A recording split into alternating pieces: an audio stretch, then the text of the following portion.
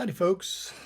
I threatened a little while ago to tell stories about things that happened in my lifetime. I think it's something that, frankly, everybody should do. We have an opportunity now, like no other time in history, to actually record history, at least from our perspective. I had a teacher in college who taught a class on the Middle Ages, but not about the hot shots and the dates of battles and that sort of thing, but instead taught about what common human beings lived like in Europe in the Dark Ages or the Middle Ages.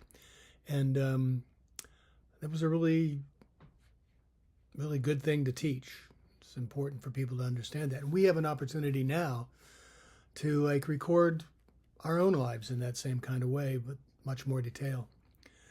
So my first story is going to be about a trip to the Grand Canyon that I took after I'd graduated from college and spent a year in Europe, and then came back and worked for a year in my old college town, and then went out to work at the Grand Canyon. Went out to meet a woman there that I had been dating before, broken up with, gotten back with, broken up with, and eventually married.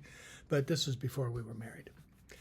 So she had gone down this hermit trail the day before. This was July 5th was when I arrived, and she had gone down the day before, and she'd gone down the standard way, and suggested that rather than follow the standard route, that we take this other route that wasn't really a marked trail so much, except with what they call ducks, which were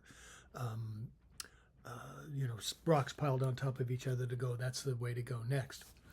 So we hiked down the first bit, and I don't know how many miles, but quite a ways down. And when we got to the turnoff point, there was this little dripping spring, so where the water would come off of the rock wall into a cistern that someone had made.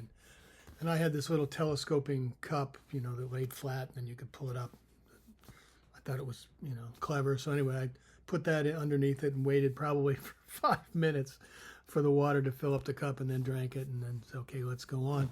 So we continued on. It was about 8 miles it was noon on July 5th. And it was hot. It was over 100 degrees. I don't know, 110, 115. I'm not sure, but it was very, very, very hot. And we got to a point, we'd been following the ducks, and we got to this one point where the area, you could see that there was a divergence of ways to go around this one rock formation. And we knew that one way went down to the water and one way did not. And we only had about a half a quart of water between the two of us. Now, this is midday, and it's in the Grand Canyon in the middle of summer, and it was hot, and we didn't have enough water with us. And so rather than split up and go separate ways and have somebody get hurt or take a chance just going in one direction, we decided that our best bet was to rest, create whatever shade we could out of our backpacks, and sleep for the next 2 hours or so. So the hottest part of the day would be done, and then we would hike back. And so while we were taking that nap, I had a dream, and in that dream, a little old lady dressed up in a dark cowl, the whole bit, really. And she goes, "Don't worry, Max. Death isn't so bad. Just relax." And I woke up, and I'm like, "Hey, we got to go." And she's like, yeah, we got to go. And it was a long way back. And at one point, I couldn't carry the backpack anymore. We would take the water, and we would just put our tongue on it, to get some moisture in there, because we knew we couldn't drink it because it was 8 miles back in this kind of heat with a half a quart of water between two people. It was nuts. At one point, I had to drop the backpack, and about a quarter mile from the place, I had to take off my boots because these were brand new boots I had not broken in, and the back of my ankles were ripped up something else. So ripped up ankles, way thirsty, out of water. We actually had, it was an apple and an orange, and she ate the apple and I ate the orange. And the orange on my stomach made me want to throw up, and I knew if I threw up, I'd lose whatever moisture I had, and I would be dead. So I had to hold that down into. So anyway, we get back to that little cistern, and I did not wait. I don't know if you've ever seen movies of people like coming to water in the desert, and they throw water, and well, that's a real thing, I assure you. Was for me anyway. So anyway, after we were there for a while, and I went back and got my backpack and my boots, and I didn't have any moleskin to put on the back of my ankles. I was totally unprepared.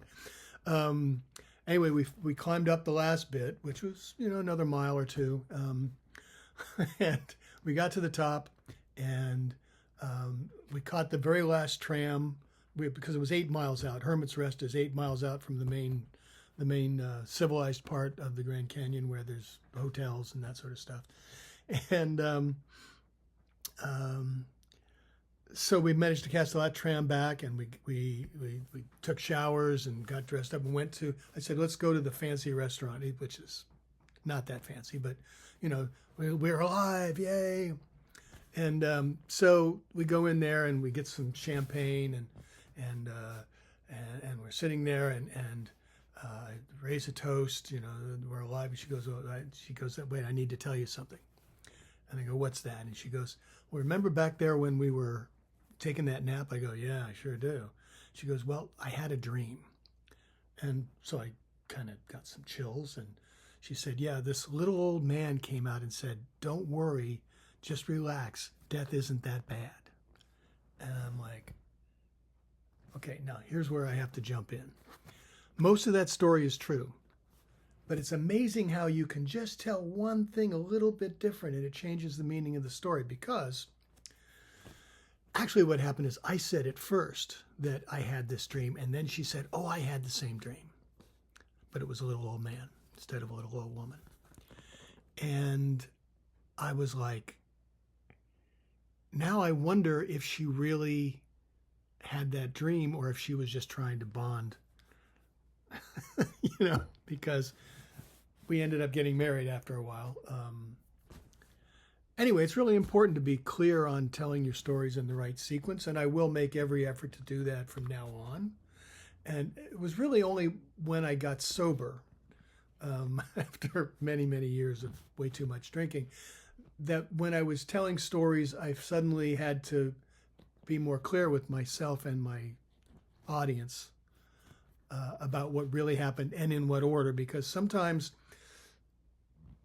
originally I'm sure I told that story the right way, but at some point I probably told the story mixing it backwards the other way, and people were like, oh, and it was a much better story. And so I kept doing it because I liked the response. So I think we have to be really careful when we tell our stories to make sure that we tell them in the right order. And I promise to do that in future stories. Thanks for listening.